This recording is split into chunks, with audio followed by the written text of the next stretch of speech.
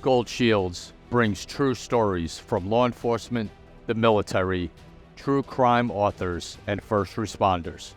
Experience the dedication, danger, and emotional toll with the heroes themselves.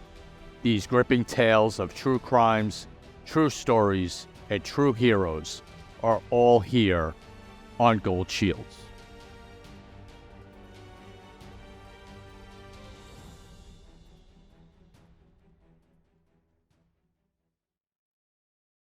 Hey everyone, welcome back to Gold Shields. I'm Dan Murphy along with my partner in crime, Tom Smith, and we're here every week bringing you the best true crime stories from the mouths of the detectives and investigators who made incredible cases, survived incredible ordeals, and have stories to tell.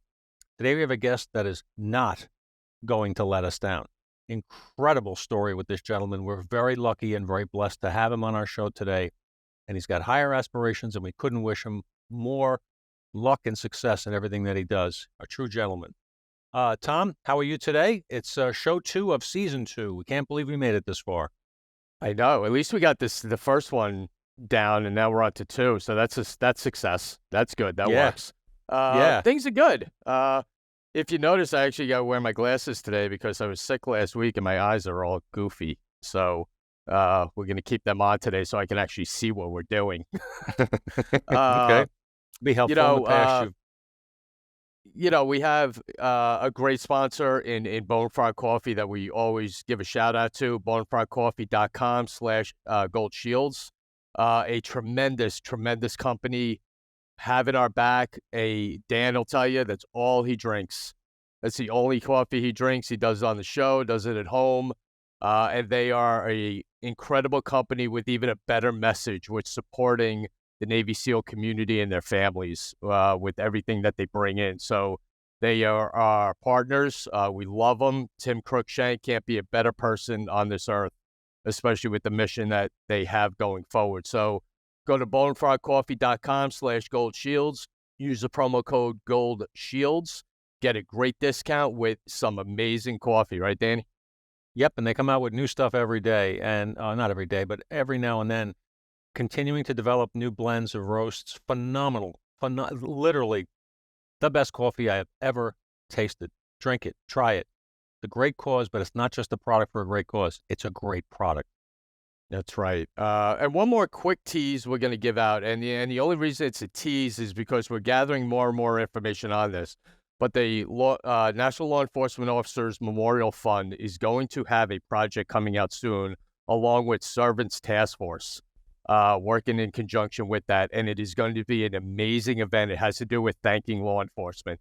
And Dan and I are on board with that, and we're spreading the word. We're kind of getting a team together to be involved in this unbelievable project. We're keeping our fingers crossed that everything goes well with it. So you'll hear more about it on the show, on social media, and all that, but it has to do with thanking law enforcement officers around this country, which all of us should be doing every day, that we remind you to do every the end of every show, and you will hear it again today. But it's really important, and it's going to be a great project. So stay tuned for more on that. Dan, we have, again, we keep saying it, we've been saying it for a year, amazing guest, and privileged to have this gentleman join us in the midst of a circus of a world that he's in right now, and he took the time to join us on the show, and that's Victor Avila. Unbelievable story, courage, hero, what he went through, which we will hear about, and his political aspirations, which we're certainly going to get into. So, Victor, thank you so much for joining us on Gold Shields. How you doing, partner? Very good. Thank you, Tom and Dan, for having me, and I'm glad it worked out to be here with you guys, because I do appreciate the platform, and anytime I have the ability to share that story is very important to me as part of my duty and my cause as I go around the country notifying people of what happened, because I think it's important to let people know our men and women in law enforcement serving around the world. A lot of people don't know that we do that, and what our mission is to protect the homeland. And sometimes there's ultimate sacrifices, and I want people to make sure that they understand that, and especially dealing with what we're dealing with today with the border, which we'll talk a lot about today. Mm-hmm. So the border, U.S.-Mexico border, is a place fraught with danger. Lots of political controversy going on, a lot of things, and there's a lot of men and women like you were trying to protect us from what's coming across the border. A lot of evil, a lot of danger down in Mexico, and a lot of it is making its way into this country. You're on the front lines of that, Victor. You had responsibility for uh, being a part of the machinery of the United States government, protect us against the evils and dangers that reside down there and make their way north. Tell us about how you got started a little bit. Like, where'd you grow up? What was your path to becoming Homeland Security Investigations Special Agent? How did that work? It started as I'm born and raised in El Paso, Texas, on a border town. Very familiar with the border atmosphere. It is very unique to our country. Graduated from college with a criminal justice degree, and my first path into the criminal justice world was as a state parole officer for the Texas Department of Criminal Justice. I was 22 years old. Talk about getting pushed into this criminal underworld that a lot of people don't know it exists, and it surely does amongst us every day, by the way. I still had the thought that people go into prison and they were gone forever, and that's just not the case. The majority of them, almost all of them, come out at one point, and they're part of our society. They're part of our community. You will bump into them at the grocery store, at the car wash, at the gas station. And so I really delved into it and dealt with really, really bad individuals that we have in our society: gang members, murderers, rapists, sex offenders, violent offenders. And I was tasked with looking over these people because we have an incredible recidivism rate. As you can imagine, these people, 98% of them, 98% will commit another crime. And so I've always been a law and order kind of guy and a very disciplined guy. I grew up, disciplined with my parents in a good way, but I was a little weird as a kid. I was very I'm a black belt in karate. I love the structure. I love the discipline. I'm a very clean freak, and I get that from my mom. They didn't have to worry about me cleaning my room, I'll tell you that.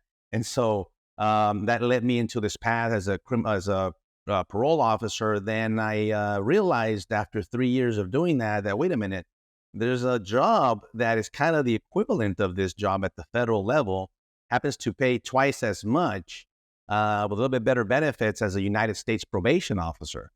And so I got picked up as that and moved to San Antonio, Texas. And now I'm working for the United States courts. But there's two different parts there. There's the supervision part of these individuals, but then I got placed in the pre-sentence investigation report, which is the investigation into all these defendants that are going to be placed before the district court. And we prepare these very thorough reports. They call them pre-sentence reports that we present to the district judges. And I learned the federal sentencing guidelines. And the federal probation officer role is very unique. You're not a lawyer, but you're dealing with lawyers every day, with defense counsels, with prosecutors. You answer objections.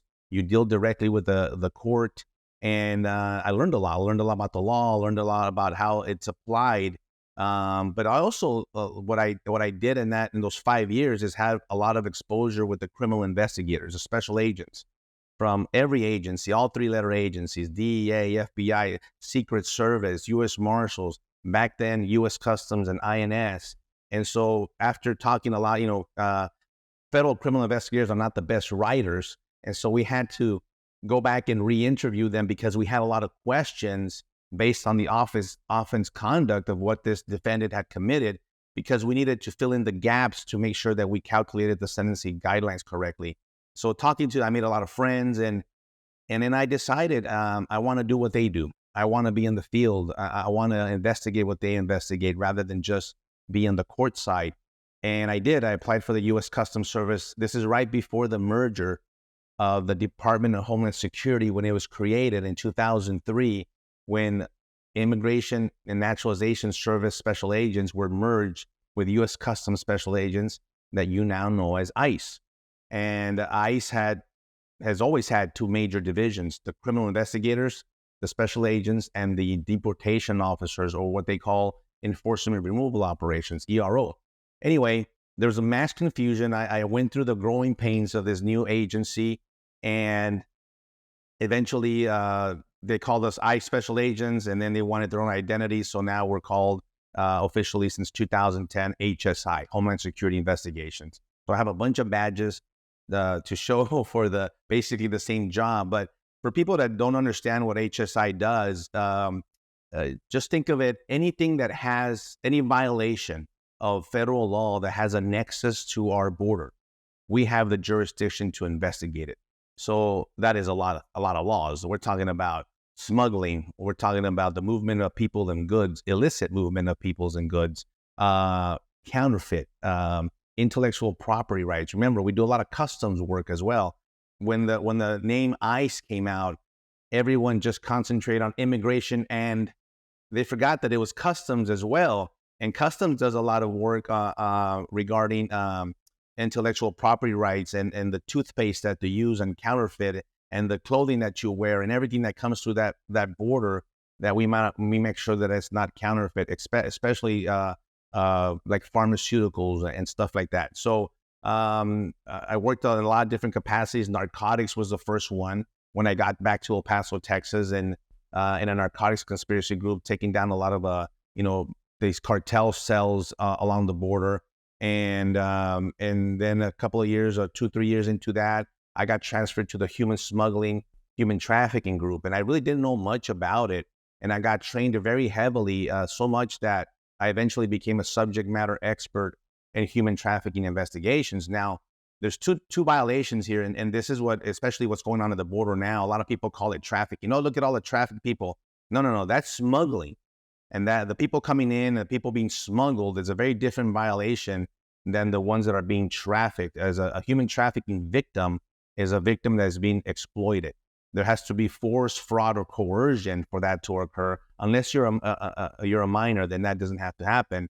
And so I was rescuing a lot of women and children. Dan, you mentioned evil. I'd seen evil in my life, but I'd never seen it in this capacity. What one human being is capable to do to another, especially a child, and things that I will never share with you or anyone. I'll take it to the grave of the horrific things that I've done. And I've seen a lot. I know we'll talk a little bit about the book that I wrote, but I put an example of a human trafficking case in that book on purpose, because I wanted people to have ignorance is bliss, but we're at a part in our world now that you have to understand that this, at least acknowledge that it exists. And sometimes I get a lot of feedback. Oh, that's child trafficking. That's not real. I wish it wasn't real. And so I put an example there. It's a bit of a graphic example, a case that I worked from Mexico to New York, and just to kind of expose the activity that happens, and even more so now because of this open border. So I worked money laundering cases, arms trafficking cases, counterterrorism, national security, all that. And at one point, there was an opportunity to go serve in Mexico. And I did, right across the border in Ciudad Juarez, on the other side of El Paso, Texas. This is 2008, when that city was the most dangerous city in the world, averaging about 350 homicides per month. And it was just death surrounding us there. But what it really did is it opened my eyes more internationally, go after the bigger fish, if you will, and then the money launderers, and especially concentrate a lot on the drug cartels. I did see the bodies hanging from the bridges. I saw the backhoes digging up all these grave sites that the cartels use and dump all the bodies.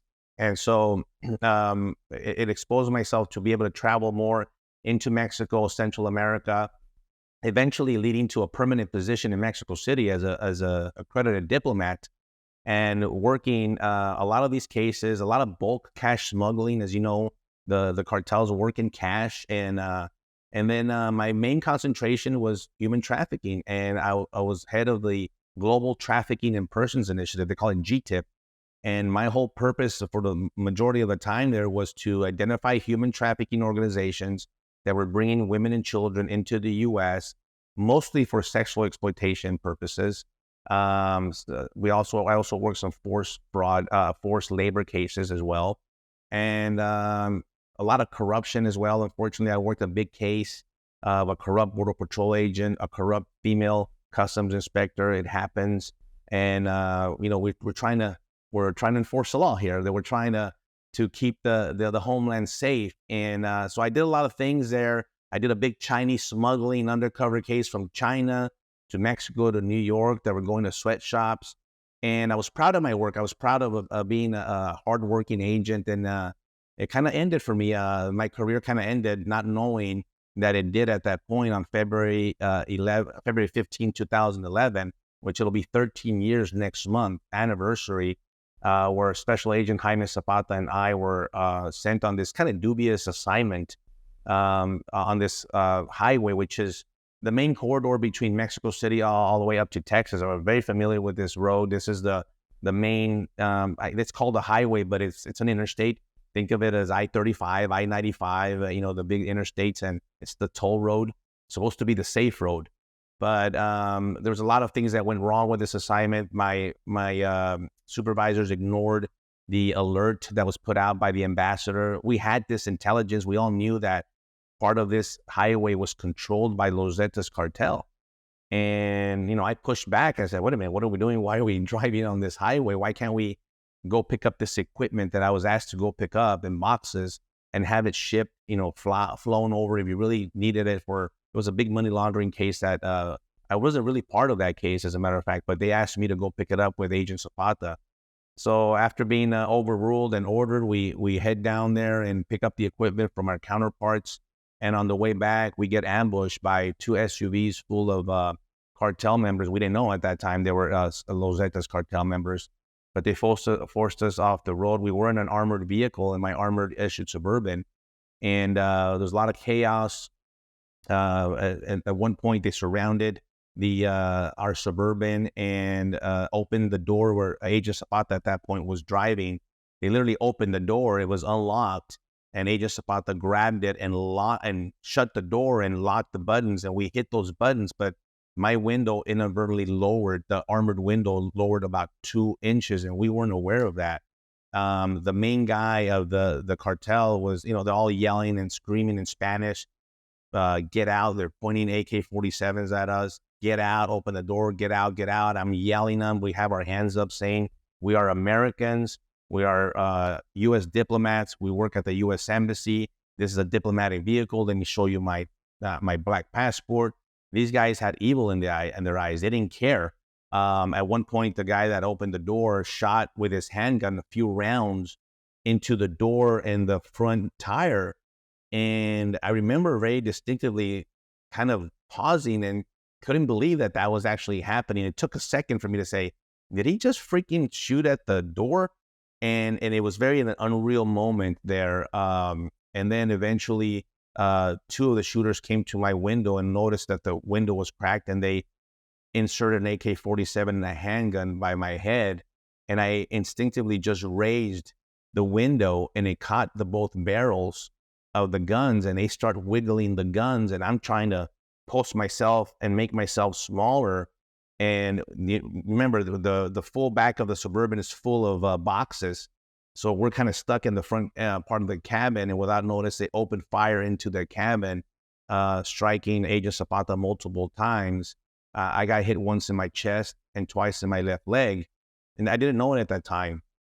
In between the chaos, I grabbed a handgun, and it burned my hand and peeled all the skin off of my index finger and thumb.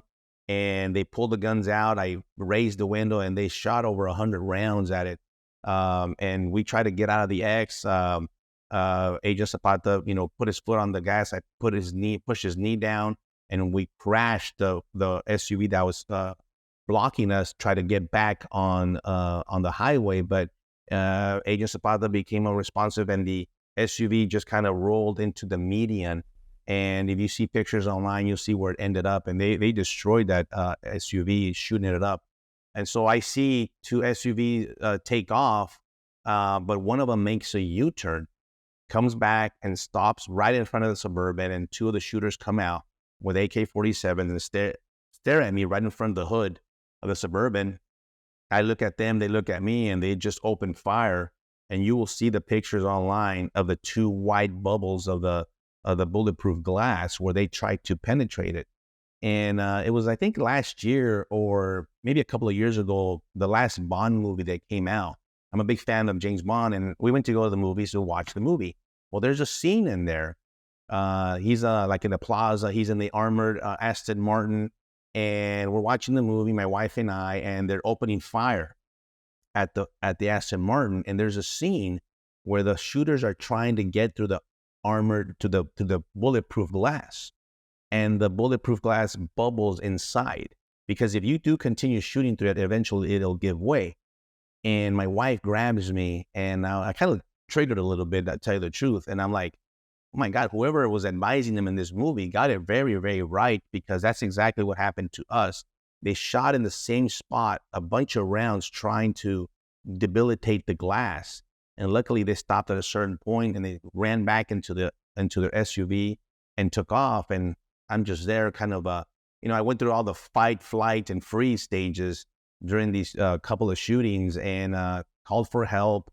I made a frantic phone call. People could listen to that online as well, to the U.S. Embassy switchboard, which I would never literally call there, but I called the main line, who then got transferred to the regional security office inside the embassy, which is where the diplomatic security special agents are. A friend of mine answered the phone, and so this whole chaos back and forth with phone calls. At the same time, I'm trying to, treat Jaime. He had a very big wound in his left leg, trying to stop the bleeding.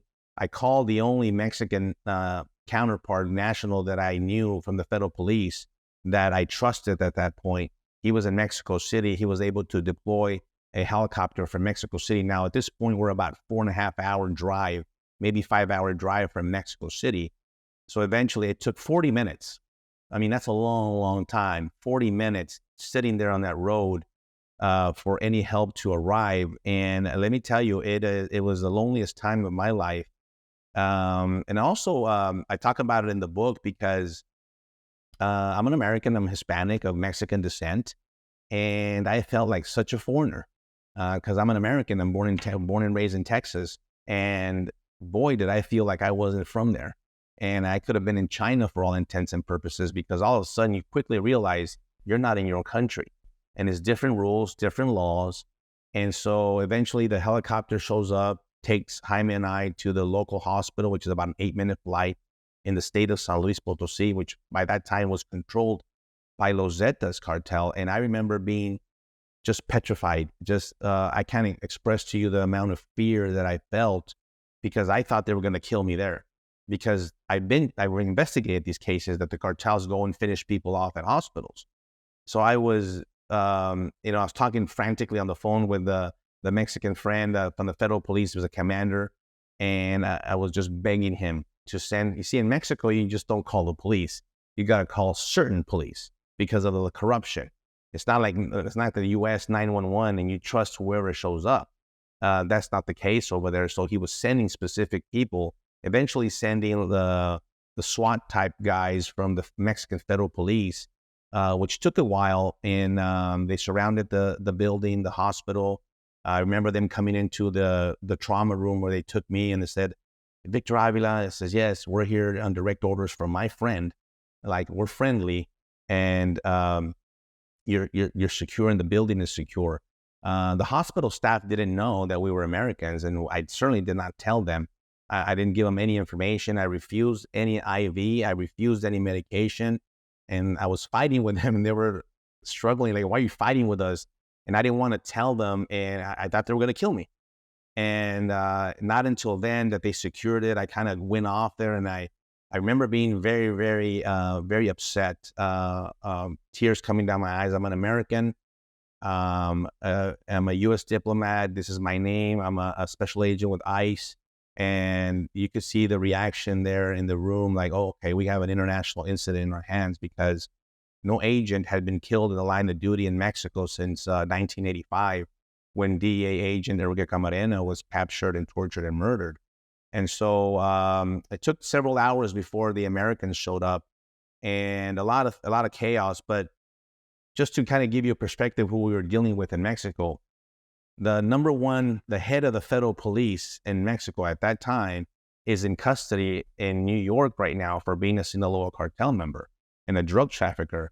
The number 2 guy that responded to the hospital that I knew, Luis Cardenas Palomino, showed up, and he didn't recognize me. I guess I looked a little disheveled. I had a lot of scars and from the shrapnel and the glass, and they were cleaning me up, and they were, for some reason, I was ready. What hurt was my hand, which is kind of weird because I could see the wound, open wound in my hand, but they're taking care of the wound in my chest and my leg, and I had been shot a third time in the bottom that I didn't even know about.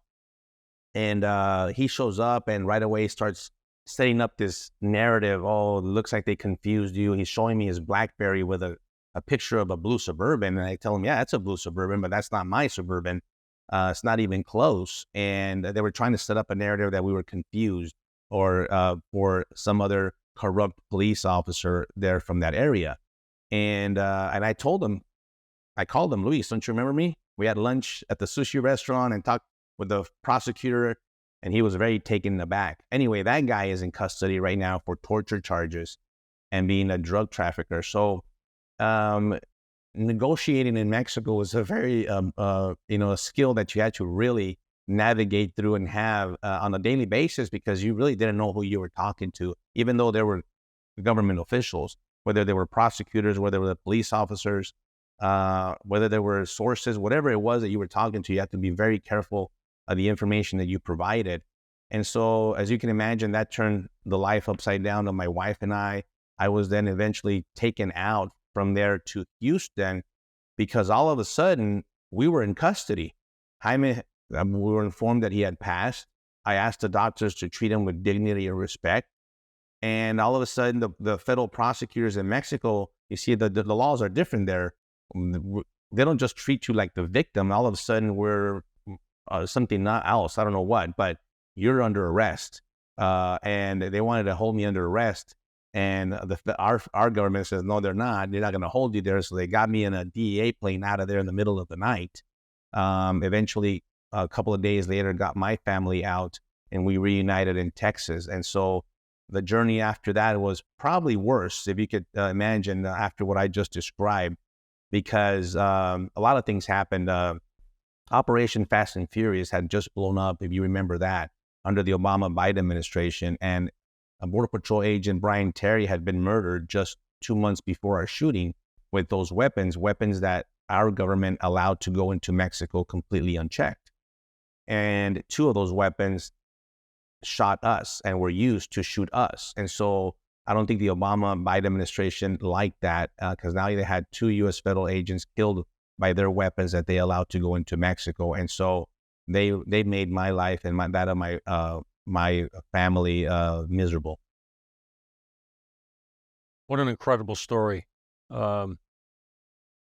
Sometimes Tom and I on this show don't know where to start after hearing a story such as yours. There's very few like you, except to say, number one, we're very, very grateful, to Jesus that you're here. We're very, very sorry that your partner lost his life that day in such a horrific way. And we're very, very disgusted that our government allowed those weapons to go there, and we're a part of this. That is a disgusting thing. It's a shameful It really is, thing. Dan. It is. I went through a lot of emotions. I remember distinctively not wanting to become an angry, bitter man. I didn't want to be that. I wanted to overcome the PTSD and the physical issues and all that. Was very, very dark times for my family and I. And yes, I am here by the grace of God. One time, a couple of years after that, when I started talking a little bit more about it, they kept me from talking it for several years. I remember someone asking me point blank, why didn't you die? And it kind of, it's kind of a rude question to ask anyway, but I was like, I don't know. It took me aback, but it was a very easy answer. I am a man of faith, and God didn't want to take me that day. He needed Jaime with him. And so that was also a struggle. I went through the survivor's guilt. I went through a lot of all these issues. And then on top of that, we moved to Washington, D.C. That's where I did my physical rehabilitation. And my kids get pulled out of school, and this whole chaos. We never went back to our apartment. So I tell people all the time, I left my home there in Mexico City, and I never went back. And when I got to, I remember the surgeon in Houston asked me, what do you need? And I said, I need clothes. They had cut up my shirt and my jeans. I said, I don't have any clothing. And he asked somebody there at the staff, it says, get him some scrubs. That's how I showed up to El Paso. And then my parents live in El Paso. I borrowed some sweatpants from my dad. I didn't have any clothing. I didn't have a toothbrush. I didn't have anything. It was all there in Mexico, and it stayed there for almost a year. So all of a sudden, I have to go to the funeral. We're going to the funeral. I don't have a suit to wear. I have to go to the store and buy a suit. And I mean, you talk about logistical. Life goes on, right? And so a lot with that came a lot of issues, financial issues, moving to DC, and then from DC, I wanted to go back to work. So about 6 months later, I convinced my doctors to let me go. I said, I'm good to go. Let's go. So we didn't want to be in the States. There was a position open at the U.S. Embassy in Madrid. I got a tip from a friend of mine that said, you go ask for that. I was a supervisory special agent. And they said, there's a opening there. And I actually went in there and demanded from my director. And he said, okay, we'll send you and your family to Madrid. And we did. And we thought, okay, kind of get away from it all, regroup here. Madrid is it's a true diplomatic post, even though there's a lot of, I'm a worker, and I started digging, and there's a lot of human trafficking. There's a lot of drug trafficking in Europe. There's a lot of border issues that, guess what? We're seeing now in Germany, in Spain. They opened their borders, and now they're wondering why men and women are being raped there by all these other groups that have been into the country. Well, I saw that happening. So I was working, and then about 8 months into it, one day, I didn't want to go to work. I was in bed, and my wife's like, what are you doing? You're going to be late. I said, no, I don't want to go. And she said, why don't you want to go? I just didn't feel like it. And I apologize because it takes me back to bad times there. But I had a horrible, horrible major depression, and PTSD just hit me like that. One day, one morning. And I didn't know what was happening to me. I've never suffered from anything. I've been a very healthy guy all my life, and I couldn't deal with it. And so I sought help from my agency, and they didn't offer it. They turned it, oh, something's wrong with Victor. They don't understand what PTSD is and the different types of PTSD. And I just had one that I was very depressed, a lot of anxiety. I was never a threat to anybody. I could still carry a gun and all that. That wasn't the issue, but the agency didn't want to see that. And so 2 months into the tour in Madrid, we're supposed to be there 3 years. We literally got kicked out. And they said, go pick a city in the States to live in. All right. I said, well, I want to go to San Antonio, Texas. Nope, not there. Okay, I want to go to Austin. No, not there either. Well, then I'm like, I want to go here. I want to go there. You're asking me to pick a city. Eventually ended up between Denver and Tampa, and we picked Denver. And I never really went back to work. And it took a while for me to find out. And I guess I was stubborn at that point. I was a very loyal federal employee, that they didn't want me back. And that's a very ugly feeling from a person that has dedicated their life and almost gave it. What do you mean? They didn't care that I arrested thousands of people, and they didn't care whether I arrested one person or 0 person or 1,000. They didn't care what I'd done in my career. And it was very hard for me to accept that, because I just wanted to serve in some capacity. I'm sure, I said, I've seen people in my agency and in this career get placed in very nice places for doing nothing. And so I thought, well, they're going to take care of me, my family. They'll put me in I'm a human trafficking expert. Well, I could teach about this. whatever. There's a lot of things I could have done, but that offer never came. And so it got to the point where I didn't exist in the agency. My law enforcement call sign, Alpha 2156. When you call radio communications, it didn't exist. My email was erased. They picked up my guns and my equipment, and I was sitting at home getting paid, but not going to work. And I said, okay, there's something going wrong. So I started exploring and seeking help. And it wasn't until a congressman that had sought me out in DC, out of Texas, said, why don't you take an early retirement? And I had never even thought about retirement. And I said, okay, let me ask them. So I bring that up with the agency. They deny it. That would have given me a little bit more money in my retirement. So he says, well, why don't you go and get a medical retirement and go that route? And I did. And it took about 5 months to go to Social Security, go through ICE, eventually go to OPM, Office of Personnel Management, which takes like 2 years for them to review. But the congressional inquiry that this congressman did for me, they had me retired within 45 days of that. So in May of 2015, I was medically retired. And then now you sit there and what do you do? What do I do? I could offer, I could do something. So I wanted to really put this story down on paper. I started writing a book and I started delving into what it is to write a book. I joke around with my wife. I said, I went to college, I could write, but writing a book is very different, right? And so it took me about 3.5 years and a lot of money out of my pocket to get this book published. No one offered me anything to write the book. I did it. It was a labor of love. The book is very personal. If you read it, you'll learn. You'll kind of think, hey, I know Victor Avila. This guy is very personal because it is personal what happened to me. And I mentioned my family a lot in there, and of course I go into much more detail than I did today about the shooting. And then I realized, you know what? I got labeled as a guy that survived. Oh, that's the guy that got shot. Well, you know what? I'm a lot more things than that. I'm a husband. I'm a father. I'm a son. But also I was a decent investigator. I was a hardworking investigator, and I have my expertise, and I wanted to write about that. And so I did at the end of this book, which if you read today, you would think I wrote this book yesterday with the information that I put on there regarding the border. It's kind of eerie with the information that I put on there, but unfortunately, it's what's happening now. And so we could get into that. And I my passion has always been border security and public safety. That's my ideal. So after I wrote the book, I got engaged into doing some speaking engagements. Then I started getting to get on Fox News and Newsmax, and these some friend of mine invited me to go talk in front of a camera for 4 minutes, and that was different. But it was a good platform for me to put out the information. I just wanted the opportunity to not only share the story because I needed people to know the sacrifice of Agent Zapata, but also I talked about the truth about what happens at our border and how it affects us in the whole United States and whole different levels. And we'll talk about that.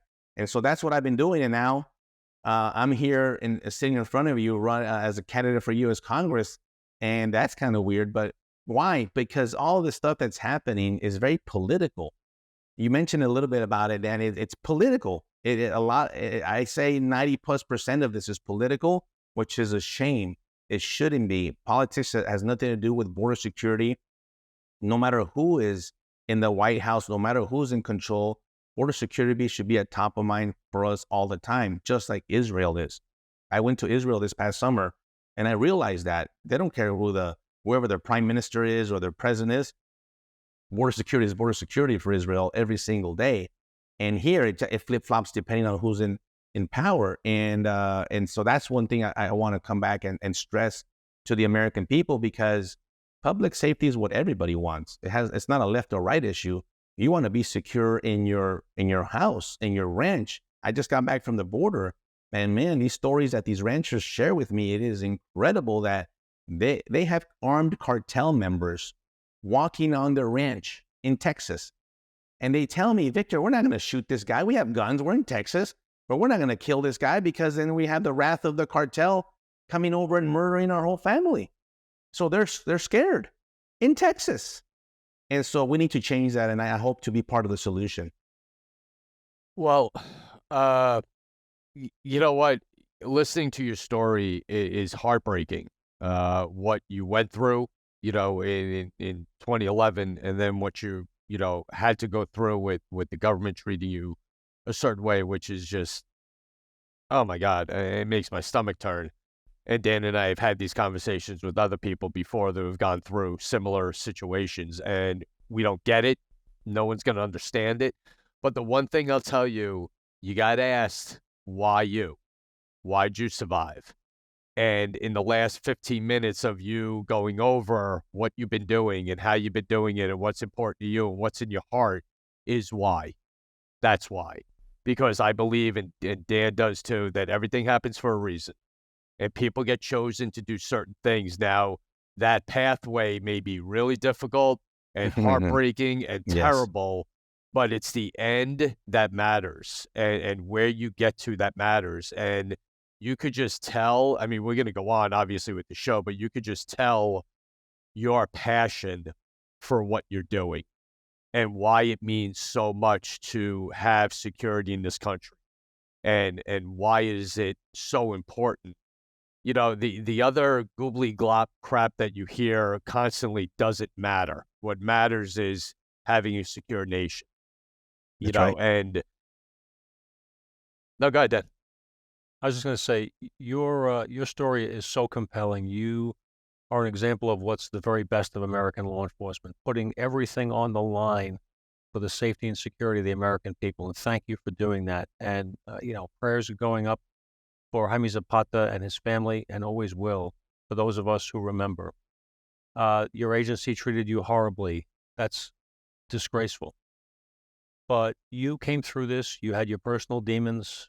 Tom and I have. We've talked to people who have. It's not uncommon in law enforcement, but you had a particularly significant critical incident in your career, particularly above and beyond what so many other people have experienced, and you came through it. You fought your way to where you are now, and God has a plan for you. Yes. As a And man of I faith. want to say, about that, Dan, is that it wasn't easy. And I speak to a lot of police groups and military groups. And one of the things that I really emphasize is I tell them, I'm right here standing in front of you. And there's a reason. There's a reason because there was a process there. I wasn't a very good person to be around. And my wife will tell you that after the shooting. And it actually lasted for several years. But we overcame perseverance, resiliency, all these words that I use. I was very cognizant of that. I'm very fortunate that my vice at that time was food, and it wasn't drugs, it wasn't pills, it wasn't alcohol. I love to eat, and I maybe gained a little bit of weight, and so that was my struggle. But it was a daily thing, counseling, all this stuff, and so I tell people, no matter what trauma you go through, I'm not talking about like a shooting. People go through very different traumas in their life, and there is a solution. There's a solution because we're alive, and we have to kind of meet that. And so I rarely get feedback from the audiences that I speak. They don't ask me about the shooting. They really don't care about that. What they care about is the family, is God, is what came afterwards, and how you went through this journey.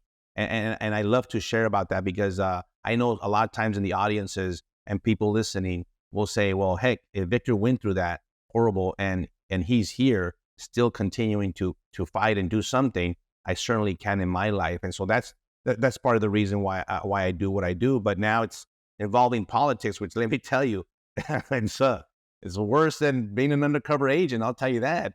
It's horrible. It's dirty. But you know what? I've been involved in that life, and I tell people, listen, what you get with me is a real person. I've lived a real life, and I had a job, and you could check me, you could vet me, please vet me, because that's important to do nowadays in politics. But you're gonna get somebody that is proud of my integrity, which I think we're missing a lot about in Washington. So I'll bring that. And I think with that alone, being a part of the community will make a difference. And hopefully people are seeing that. But here I am. And so now all of a sudden in 2001, in March, all this mess starts happening at the border. And I went down there. I went down to McAllen in Mission, Texas on my own. I said, I'm going to go see what the heck is going on, because I couldn't believe it, like a lot of people, right? So I go get my contacts down there, and I go down there, and there's 400 people under the bridge. This is when they had just barely started. And I'm like, what in the world? I had never seen this. No one had ever seen this. And that's when the process began of this administration, by policy, not by law, changing the policy, undoing policies, and ignoring our Constitution, ignoring our immigration law, ignoring asylum criteria, ignoring child trafficking laws, ignoring having an ID to get on an airplane that you and I must present, but not an illegal alien, and all these rules and laws that all of a sudden didn't pertain to people coming into the country illegally, only to you and me. And I'm like, wait a minute, this is wrong. This is very wrong. And the border agents know that it's wrong. I know it's wrong, and no one can do anything about it. As a matter of fact, we still can't. And it's 3 years into it, and we have I don't know, I think 15 million people. 15 million, because the number, I think the official number out there is close to 8 million.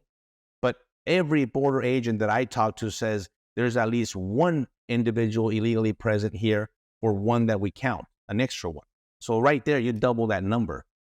And then let's talk about the cartels. Let's talk about the fentanyl and the methamphetamine crisis in this country that have given the cartels carte blanche, and they love it because not only the cartels back then, when I interviewed and dealt with them, they were the drug trafficking organization, the DTOs. Not anymore. These guys are full-blown terrorists, and they have they don't just deal in drugs anymore and the fentanyl and the counterfeit pills. They took over the humans and the movement of the human beings and the trafficking of these human beings and the gasoline trade and the petroleum trade, the avocado trade, the lime trade, and the steel trade in Mexico. They're heavily involved in a lot of these other corporations. And of course, that involves the money laundering and the banking system and all that. But these people are an imminent threat to our public safety, to our state of Texas and our country, because they're here. They're headquartered in Mexico, but they're here because this is where unfortunately, this is where the demand is. This is where the customer is. And they are in every single corner of every single state. Do not be naive and think, oh, they're not in Nebraska. They're in Nebraska. They're in Bozeman, Montana. They're in South Dakota. They're in places that you might think they're not. They're there. They live there. They're full time, and they're making sure now that not only the drugs are distributed the way they want it, now they use all of the illegals to work for them, to distribute them in college campuses. And of course, some of it is indentured servitude to pay back the debt for being smuggled. It's a mess. And the local police departments, the local sheriffs that I talk to around the country tell me, man, Victor, we already have a crime surge to begin with in this United States to begin with, right? And we have our own problems. Now you add that to the equation, illegal people, and a lot of them committing crimes. I'm the first one to tell you, not everyone that comes here commits crimes, but there's a large percentage of them that do. And we have these police departments that don't have more police officers. There's no more resources. There's no more funding for them. It's still the same, but yet they have to absorb all this other crime, and it can't. It really can't. And something's got to give. You know what gives? Public safety. And just this week, gentlemen, just this week, I just got back from New York on Monday night, and New York is a mess. But an illegal alien stabbed an illegal alien. And an illegal alien raped a 13-year-old U.S. citizen girl. In Colorado, you probably heard about this one, made national news. A illegal alien killed a drunk driver. Illegal alien killed a mother and her son. In Texas, last month, a 16-year-old cheerleader was killed and bludgeoned to death in her own bathtub by an illegal alien. And the list goes on and on and on. And every time I go do these public presentations, I have to update the presentation, because I could literally go for an hour or two just giving you examples of this. And so when I get pushed back and say, Victor, these people don't listen. I don't want one more rapist. I don't want one more drug dealer. One in Chicago this week was a Venezuelan cartel member. Their cartel is called El Tren de Aragua. It's like a train. And he's dealing drugs in Chicago, and he gets arrested. So what are you going to tell those families and those victims of those crimes? We need to watch out for them, and that's what I want to bring that difference in D.C. Well, the United States of America needs people in Congress who are firsthand witnesses to these problems, as opposed to sitting in the ivory tower of Washington, D.C., pretending it's somebody else's problem and glossing over it and looking at it in terms of through a political lens. You look at it through the human lens. And that's the way we need people to look at it. And until these folks show up, until they victimize somebody in Congress, you're not going to see anything done. Why do we have to wait for that to happen? Why do we have to wait for another 9/11? The terrorism angle. Let me tell you, I interviewed these people. When the Department of Homeland Security, we call them SIAs, Special Interest Aliens. And this is 12 years ago, 13 years ago, when I was in Mexico. They were in Mexico already. And the difference is, at least we were enforcing the law, and we're identifying them and doing all this. But there was people from Bangladesh, Somalia, Yemen, Syria, what the hell in China? What the heck are these people doing? And I remember going in there, getting access to interview them with translators. And I'm a decent interrogator. I couldn't get any information out of them. I didn't know what their name was. We didn't know what their date of birth was. We started using biometrics on their eyes to identify them because there were one identity down the southern border of Mexico and a different one at our border. And this is a national security issue. Well, right now, we've already identified over 250 of them that were actually interdicted in our border on the terror watch list, on the no-fly list. How many of those that we haven't, of the 1.8 million gotaways, known gotaways, are terrorists, are people that are coming into our country specifically to cause us harm? Listen, we got to wake up. I mean, we look at what's happening in Israel. They're telling us, Hamas and Hezbollah are telling us verbatim that they hate us, they want to destroy us, and that still is not enough. But one of my biggest issues is the fentanyl. The fentanyl has killed more Americans, hundreds of thousands of them, than any other terrorist organization. No one, other than the cartels with the help of China, doing this. And no one really blinks an eye. I know we're talking a lot, but it's good to talk about it. But I want to see enforcement of those cartels. I want to see them taken out. We do have a drug problem in this country. We do have a human trafficking problem, and I want to deal with that too. But I choose to take out the supply first. Let's cut these guys, let's cut them off to then be able to help our people. A lot of these efforts have been done throughout the years. It doesn't work because the border has never been secured. And so the access is still there. Let's stop the access as much as we can so we can rehabilitate our Americans. Right. And you know what? We've said it so many times on the show with other situations that one of the problems in politics with politicians is they think criminals are stupid. They think they're dumb and they don't watch the news and they don't do their research and they don't pay attention to things. And it's the complete opposite. They know exactly what's going on even before we do. Their intel is so spot on with what they need to know with facilitating what they want. It's wild. You know, and Victor, you mentioned the terror watch list. You know, the one thing that drives me nuts, and Dan and I were both involved in JTTF and terrorism world, that terrorists don't have a timeline. They're very patient. They hang out and they wait for that crack in the armor, and then they exploit it. They did it before 9/11 with the visa program, student visa, visiting visa, all that stuff, and they exploited that, and that's how they got in here. Now you have a wide open walkway into anywhere you want in this country, and once they're in, they will just sit and wait. And no one gets that. And that's what drives us bananas listening to this, exactly what you just laid out. Tom, you're spot on, and thank you for mentioning that, because these cartels, let's start with the cartels. They're not gangs. These are not street gangs. These are highly sophisticated criminal networks. I compare them to Amazon. Amazon, what do you think about Amazon? Well, multi-billion-dollar industry, distribution centers all over the world, very highly organized. That's the cartels. These guys are in over 40 countries. They're not just here. By the way, this is their number one place, but they're all over the world. And they make unlimited amounts of money. They have time and money. And their ideology, people tell me, well, they're not terrorists because they don't have the same religious ideology that maybe the terrorists do. I don't care what the ideology is. They're killing us anyway. Their ideology is power and money, but death is death to me. And so here's the thing about the cartels. As powerful as they are, as intelligence that they have and all that, they're actually the soldiers, if you think about it. So if they're the soldiers, and usually a soldier is like more the bottom of the toll of an organization. If these guys are that powerful and have that much money and they're highly organized and they're the soldiers, well then what level is China then?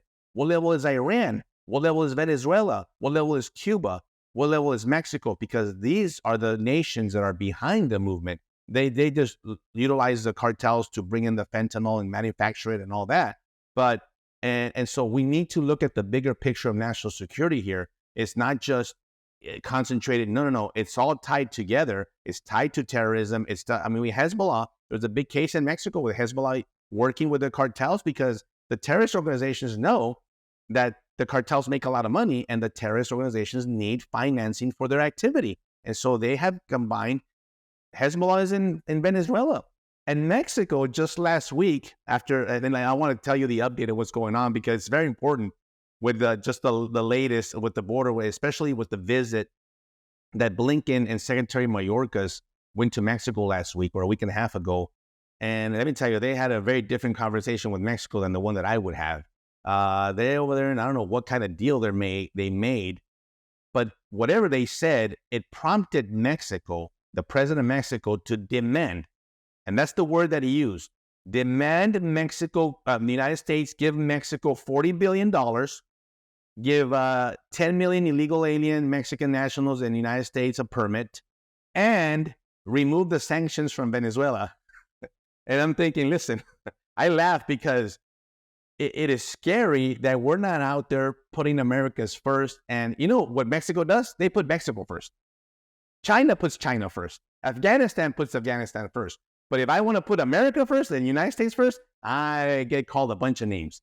And I'm not. Believe me, I'm not afraid of it. I'm shy of it. I'm not afraid to be a conservative American. I'm not embarrassed by it by any means. This is who I am. But these are the people that are going over there and negotiating with them. Well, guess what? I was telling you right before we got on, I just got back to the border, and there's no aliens. Del Rio and Eagle Pass, which we just saw, I was there right before Christmas, and there was 5,000 people. No one, not even a soul. And I'm like, oh, okay, what's going on? And let me tell you what I believe is going on. Mexico said, United States asked Mexico, listen, you got to at least stop the flow for a while because they don't like the optics.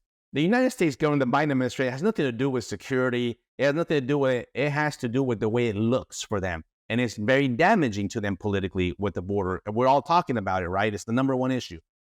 Well, they asked Mexico, hey, why don't you hold them back a little bit to give us some room over here? Because what's going on in Washington right now? It's the budget negotiation. And in there is money for the border.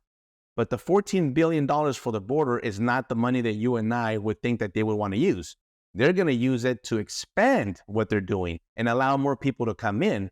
But they want to, hopefully the Republicans vote no and shut down the government. No border security, no budget. That's what it should be. But they want to blame it on the Republicans and say, because let me tell you what's going to happen in about a month. Thousands right now, because they're not being allowed, which tells you a lot from Mexico that if they really wanted to stop it, they can. They just choose not to. And that's a big problem that I have. Well, they're in Monterrey. They're in Tapachula. They're in warehouses. People, not a chair. People are held in warehouses right now by the Mexican government. Hold off. Guess till when? Next month, February, early March, right about the primary, and they're gonna let them loose. And you're gonna see tens of thousands. The number I can't corroborate the number, but my sources tell me close to 50,000 people. And they're gonna make their way. A lot of them through Texas, a lot of them through Arizona. And what are the Democrats gonna say? You see, since the Republicans didn't vote for the budget, this is the mess that we have on the border. Listen, it's important to pay attention to what's going on and make your correct choice at the voting booth. Because if you don't recognize this, there's a lot of people in Congress that you're right. You guys are right. They just never worked this. They never had this. There's people, the guy that I'm running against, I am trying to primary an opponent. He has no idea what border security is. And he's in the House Homeland Security Committee. But I haven't seen anything from him other than to block border security bills and kill them, which makes no sense. But we need to change this. And I know we could fix it. I know a lot of the stuff that we talk about is doom and gloom. But listen, I do have faith. I do have an optimism view here that we're going to change this. We're going to change this in November going into the next year. And it's going to be a drastic change. And it's going to be very simple. We're going to follow our Constitution. We're not going to do anything extraordinary other than follow the law, give our border agents and our other agencies back the authority that they deserve to have to enforce our border. And then we'll deal with the other internal issues, because the internal issues are going to be a little bit more cumbersome. They've done a lot of damage in the last 3 years. And so we do have to figure something out and removing these people, doing something. But there has to be enforcement behind some of this. And then that's what's going to happen. You're going to see the new message go out to the rest of the world, a different message saying, oh, you better not come, because you will not only get deported back, you're actually going to be put in prison and be charged with the crime, which is not happening right now. And so we need to send that signal to the rest of the world, because I talk to a lot of the illegals, and there's a lot of compassion here. I want people to understand. People, oh, Victor, you're not a compassionate person. You're not a humanitarian. I said, no, listen, I'm actually very humanitarian and have a lot of compassion, because the people that you would actually be protecting, other than the U.S. citizens, are the illegals themselves, from getting raped, from being extorted, from getting beat up, from drowning. We're averaging one drowning a week in now a week. It was one drowning a day in Eagle Pass. They're dying, and they're being. These horrific stories that happens to them, right? Well, why? Because they know that they're going to be allowed into the country, into the U.S. If they know that they're not, maybe we save them from putting themselves in that place to begin with. So you will actually be protecting them. And a lot of these people that are coming, let me tell you, sold their houses. They sold their businesses. I talked to a barber that sold his business and said, hey, the border is open and he has money.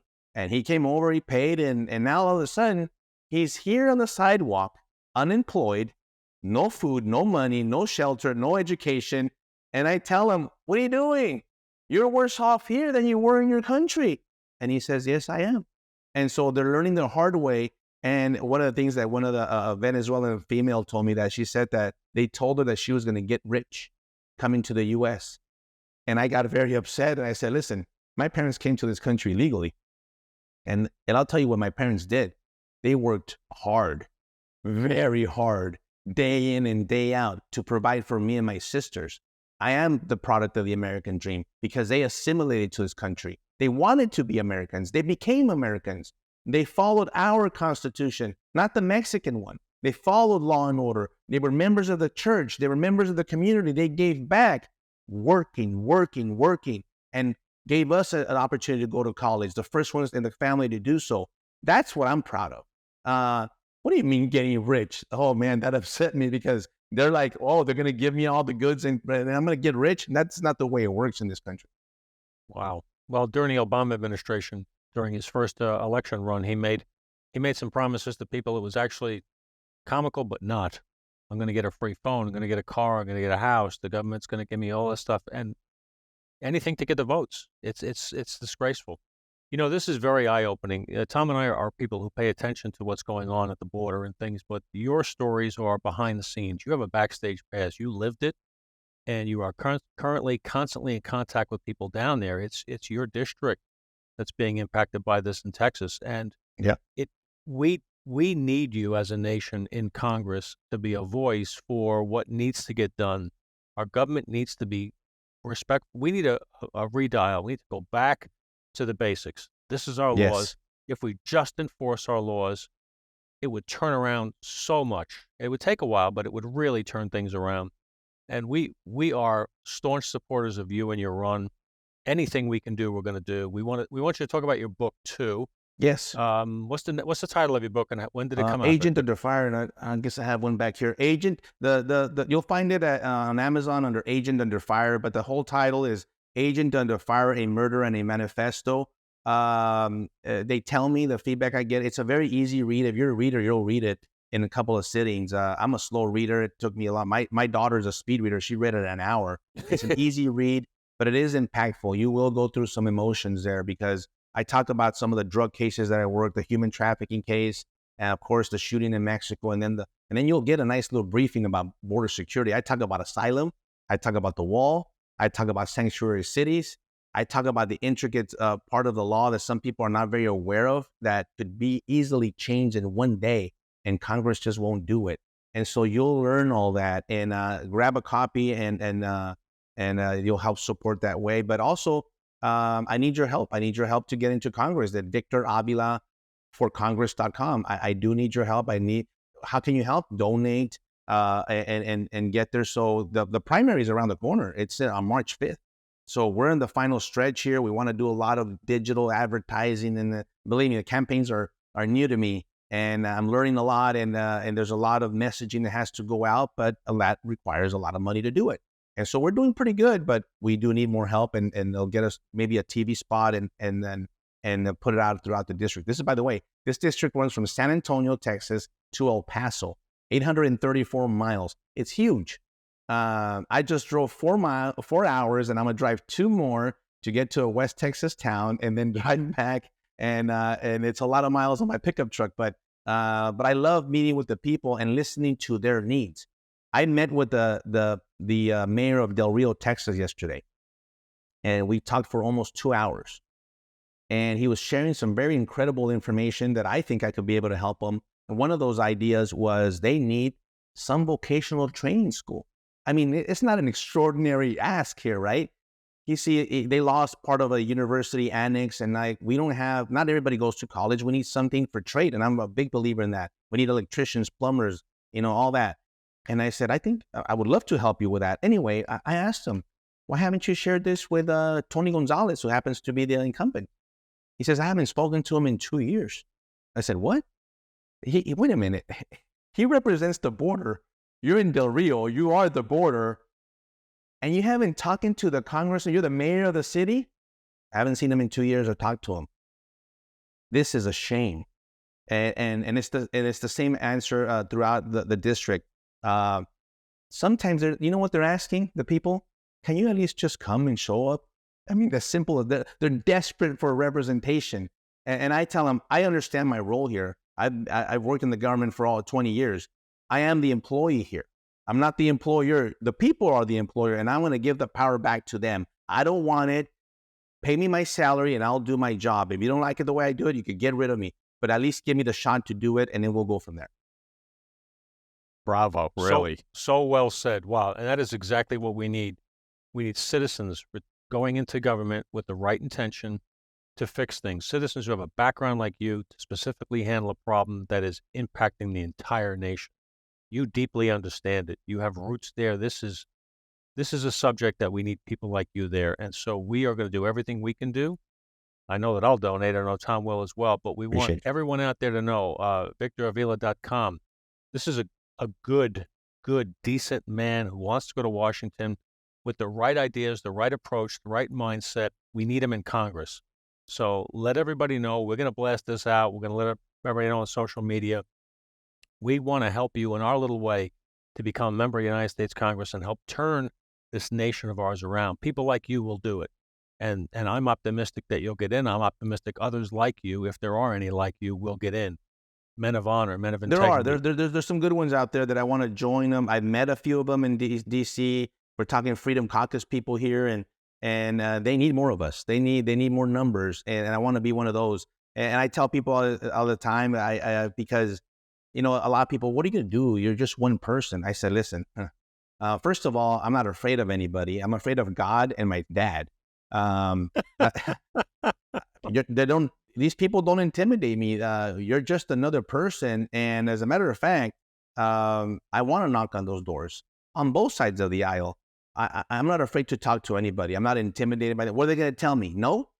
Well, you know what? I did so many things in my career that people told me, well, what are you doing? Well, I'm going to give it a shot. Let's see, right? I mean, sometimes as investigators, we try things, and sometimes I was successful and sometimes I wasn't. But when I wasn't, I learned how not to do it, and I'll do something else, and I was successful doing it that way. And so it's not going to stop me from trying. And one of these things in Congress is, I hate the fact that these, I should say, dislike. We're not gonna write this bill or pass this bill in the House because it's gonna get killed in the Senate, or they're gonna kill it. I don't care. Shove it down their throat. Write them, all of them. Let them do it. Let them kill it. It shouldn't stop me from doing my job and presenting it on behalf of the American people. Whatever's gonna help it, whether it's a bill or whatever, a budget, whatever it is. Imagine if I did my career and say, you know what, I'm not going to investigate this guy for human trafficking because I'm not going to be able to get a conviction of him. No, I followed through, and as a matter of fact, I had integrity that I found exculpatory evidence that, and so I presented that as well. So it's important to bring both sides of the. I'm very, very open to listening and learning and all that, but it's not going to how do you say it? Move my conviction. My conviction is my conviction, and I think that's part of me, which I think a lot of the people in the district share. And I tell them I want to represent everybody. I'm not going to go in there to want to represent one party of the people. No, every decision that I want to make, I want it to benefit the entire district and make good decisions for the economy. I know we talk about the border a lot, but the economy, education, for crying out loud. There's parts in my district that don't have any rural healthcare. There's no healthcare. They don't have an urgent care. They have to drive an hour and a half if they whatever happens to them. And so why isn't anybody work that? At least try it and to get them what they need. A vocational training program, a school. These are not hard asks. Yet we continue to give billions and billions of dollars, as you guys know, to a lot of other parts of the world.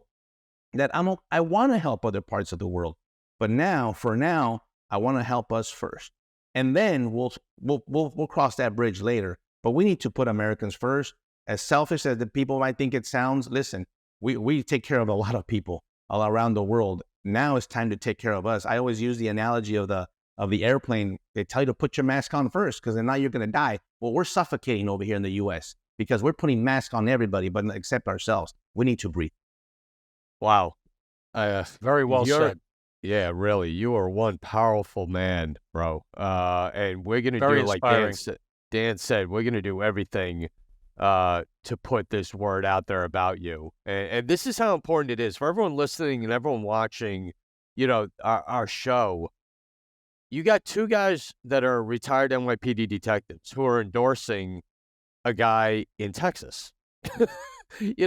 This is a worldwide, a countrywide, a nationwide issue. This isn't just one section of Texas that we're talking about. This impacts every single neighborhood, every single community in this country because of one stretch of land that you hopefully get to have a say in. And like Dan said, we're going to be behind you. We're going to do everything we can because more people need to hear exactly what you just said for the last hour. Because people don't, and that's the problem. People don't hear what you just said and laid out and the truth and what is actually going on and the ramifications of letting people in. Everyone's so wrapped up in they got this, and you said it so well that we're first. We have to come first. We have to put ourselves first. And if you don't stop what's going on, the little town in upstate New York gets affected by this, and people need to know that more. And you know what? It's an even bigger picture than that, Tom. As America goes the world. When America is strong, we're able to provide for and protect our friends around the world. We're able to do things for those who can't do for themselves. When America is weak, the world goes into a state of chaos, and that's what's been happening. Yeah, I talked to a big group up in Yonkers, New York. They have a lot of issues up there. A lot of Mauritanian Africans out there, and so every part. But I want to kind of share a little bit different because I was in New York, and I just want to share this because I love New York. New York is the most friendliest law enforcement place that I know. Not even in Texas. I'm from Texas. I mean, you get pulled over here, you're gonna get a ticket. They don't care that you're a cop or have a badge or not. But New York, and I always, I carry my credentials and all that, and I was there for a few days with my family, and I kind of forgot that, right? And I always carry. I didn't have my weapon, but I did have my pocket knife, and we were going into places that had metal detectors. So I would come to the side and say, I do have my pocket knife. It's like, where are you? I'm a retired fellow. Oof, my goodness, the treatment is it felt so good. Respect, like. I won't go into a lot of detail, but they really treat you well. And I remember I worked a lot of cases in New York, human trafficking cases, and man, it was always the door was always open for a law enforcement officer, whether it was at a business, that's my experience. Whether it was at a bar, at a business, an investigation, even if we were going to Statue of Liberty, they really treated you differently and really gave you that sense of like, they recognized it at least. And I got a little touch of that this time that I was there. That's really great to hear because I can tell you that the culture of the NYPD, when Tom first went on, was very much, you look out for each other. Active, retired, this jurisdiction, another, doesn't matter. You look out for each other and you look out for families too. So if I can say a message to anybody that's listening, if you're an active member of law enforcement in this country and you pull over a cop, active or retired, or a federal agent, active or retired, or their family properly identified, and you write them a ticket, I want to talk to you, you've got a problem. You don't get it. We have to look out for each other. Unless somebody gives you a hard time, and everybody be respectful to each other, because there's going to be a day when you're retired and you're going to get pulled over and you're going to show your credentials and you're going to hope that that person respects what you have done in your service. Be good to each other. Sometimes we're all we've got. We've got to look out for each other. I'm Especially very glad to hear nowadays. that, Victor. Yep, Yes. absolutely. Well, Wow. I don't even know where to start to say thank you for your time and your story. And what an inspiring story, a story of courage, resiliency, and a story of determination, putting your experience and your life to work now for the benefit of our entire nation in a bigger way. And we will pray for you, and we will root for you, and we will help you all along any way that we can, because you're a very good, decent, honorable individual, and your head is on straight, and we need that. Boy, do we need that in our leadership in this country. So I appreciate you guys. Thank you so much for the opportunity today. Thank you. Wow. Yep. Tom? Dan, you just said it. I mean, we have people on this show with messages and stories, but this was so impactful and so spot on of what needs to be said in today's world, in today's country. And Victor, we wish you all the best and all Thank the you. luck in the world, and we'll be behind you with whatever we can do. We'll be there. Everyone out there, pay attention. March 5th, correct? Is the primary? March 5th is a primary. Okay. Early voting, I think, is like February 20th. We're around the corner. Okay, right around the corner. Get on board with this great, great man. We need it. We need people like him. So Dan, what can we say again? We nailed it again with an unbelievable guest with such a powerful message. I mean, I didn't even want to say anything. You just let Victor talk for an hour and a half. That was You did great. let me talk. Thank you. I could go on and they go off and off, but I appreciate that. Thank you. A fantastic show, and like always, everybody out there, pray for our law enforcement officers, federal, state, local, any of them walking around in a uniform. Say hello to them, say thank you, pat them on the back in the store, just give them a wave on the street when they're passing by in their car. Means the world to them. All right, and you're looking at three guys who did it for a better part of their lives, and a thank you or a wave means everything. All right, don't forget them. Don't forget their families and the members of the military as well. For Gold Shields, make sure you check us out on youtube.com/@goldshields, rumble.com/goldshields, and every conceivable audio platform that podcasts are on. We're there. Check us out. Hit subscribe. Hit the bell. Follow us. Be on this great ride that we're on, because you're going to see other great guests like Victor that we can't wait for. So for my partner, Dan Murphy, Victor Avila, Tom Smith here, thank you again, everyone. Stay safe. We'll see you soon.